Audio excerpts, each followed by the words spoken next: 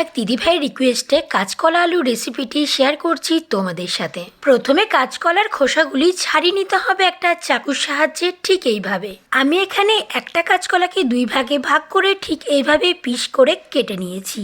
তারপর একটা পাত্রে কেটে রাখা কাঁচকলাগুলিকে হলুদ জলে ডুবিয়ে রাখতে হবে কিছুক্ষণ। এবার আলুর খোসা ছাড়িয়ে আলুগুলিকে লম্বা লম্বা পিস করে কেটে নেওয়া হয়েছে এবং একটা সাদা জলে ডুবিয়ে রাখতে হয়েছে। কড়াইয়ে তেল গরম করে কাঁচকলাগুলি ভালোভাবে ভেজে তুলে রাখতে হবে। তারপর ওই একই তেলে আলুগুলিকে ভালোভাবে ভেজে নিতে হবে। ওই একই তেলে শুকনো লঙ্কা, কালো জিরে এবং একটা তেজপাতা ফোড়ন দিয়ে টমেটোগুলি হালকা করে ভেজে নিতে হবে।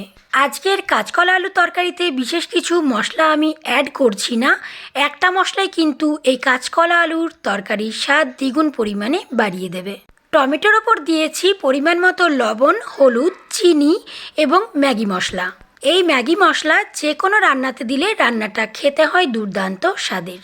ভেজে রাখা কাঁচকলা, আলু এবং একটা কাঁচা লঙ্কা চেরা দিয়ে ভালোভাবে কষিয়ে নিয়ে জল ঢেলে ঢাকনা সহ ফুটিয়ে নিতে হবে বেশ কিছুক্ষণের মতো। কাঁচকলা আলু ভালোভাবে সেদ্ধ হয়ে গেছে, একটা পাত্রে তুলে নিয়ে এবার গরম ভাতের সাথে খেতে লাগবে দুর্দান্ত স্বাদের।